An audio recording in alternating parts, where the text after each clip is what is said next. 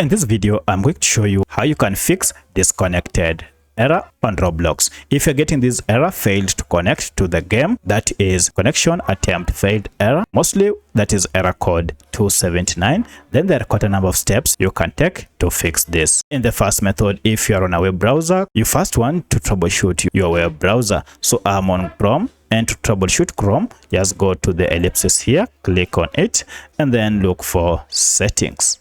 Now under settings, look for this option, privacy and security, and under this look for delete browsing data. Here choose the length of time you wish to clear browsing data. You can choose from 15 minutes to even all time. So I choose for the last 24 hours, and also check the boxes below here before you delete your browsing history. Once it is done, now open a new tab and try to log into your Roblox account to see if this works. However, if you're still getting the same error, fails to connect to the game, then for that you will need to take a further step and try to log into Roblox using a different browser or using an app. If you're using a browser, see if you can do it on your app. However, if this also fails, then check and then see if you are using any VPN on your laptop or your computer. Turn it off and also restart your computer before you can try this process again.